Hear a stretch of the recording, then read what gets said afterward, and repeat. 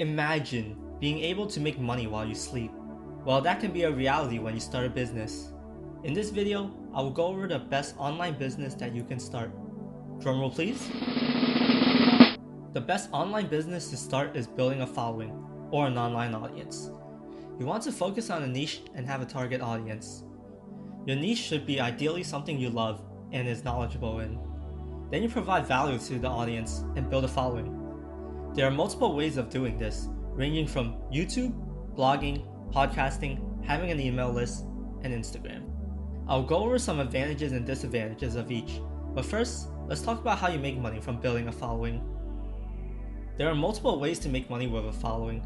You can run ads with Google AdSense, do affiliate marketing, sell your own products such as a course or a book or clothes, and sponsorships. You can focus solely on one, but it's best to try to incorporate multiple streams of income in your business. So here's a basic breakdown of how each of the methods make you money. With Google AdSense, you get paid for running ads and having your audience interact with the ads. This mostly works for YouTube and blogging, and it doesn't pay that much unless you get a lot of interactions. With affiliate marketing, you promote other people's products and earn a commission based on your sales. A lot of people join the Amazon affiliate program, mainly because of the variety of products that you can promote. Selling a product is the best way to earn money online. You create something amazing and can share with the world and earn money from it. Your customers also will be really happy. It's a win-win for everyone. Finally, we go into sponsorships. Once you get a good following, companies will want to mention in your work. Depending on how big you can get paid thousands to be mentioned in just one post. But this is a double-edged sword. You should only sponsor products you use or would truly recommend to your following.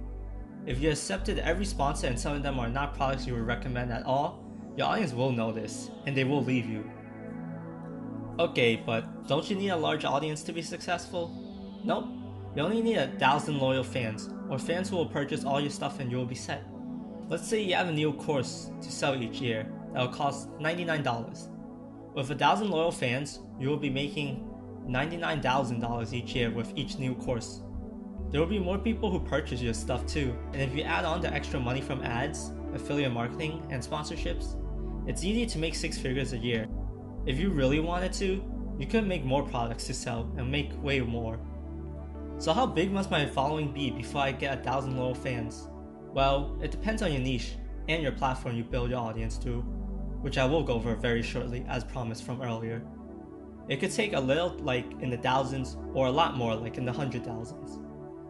So, as promised from earlier, between YouTube, blogging, podcasting, having an email list, and Instagram, which platform is right for you? Comment below which platform you would use or are using to grow a following. YouTube has the benefit of being able to run ads with Google AdSense. There is also the benefit that people love watching videos. YouTube also has a lot of users, and that number is still increasing. The downside is, you'll have to get on camera and be engaging. If you have other creative ways of not having to get on camera like animations or drawings, you still need to have your voice in the video. YouTube can be also very time consuming when you are creating quality content. If you don't want to get on camera or have your voice heard, this is not for you. You can get started with just your phone, but in time, you will have to invest in a better camera and mic. Blogging also has the benefit of being able to run ads on your website. Blogging does not require your presence. You don't need to get on camera or have your voice in a blog. There are also a lot of avid readers that love to read blogs. You just need to be able to write well. That is also a downside if you can't write well to engage your audience. You will need to be paying a couple of dollars per month to host your blog. Blogging is not for you if you don't like writing. Podcasting only requires your voice. If you build an amazing podcast, fans will have a very high retention rate and will look forward to your next week's episode. The best aspect of a podcast is the ability to leverage other people's fame and following. If you can get a big name on your podcast, it will help you build your following a lot. It will most likely be in a Q&A format with you the host asking, so there's a lot less pressure on you. A lot of people listen to podcasts due to the amazing storytelling ability of a podcaster. The downside is that a podcast is usually pretty long and is on average 30 minutes. You need to be able to storytell well to keep people listening. Like a blog, you will also need to pay a couple of dollars to host it. And you should invest in a good mic from the beginning. Podcasting is not for you if you don't like long works and storytelling. An email list is kind of tricky. A lot of people claim email marketing is dead, but that's not true. Email is really good at converting sales. But the way it works is most people have an email list in addition to their online blog, channel, podcast, or social media presence. It can be a good way to add extra value to people who opt into your email list. The negatives is that you should ideally have it daily or as often as possible to provide the most value. You will also need to pay monthly for an email marketing service. Instagram is a very popular social media platform. Instagram influencer marketing is $1 billion industry. It involves pictures and short videos. You won't need to get on camera for Instagram. You also need to post daily or as often as possible.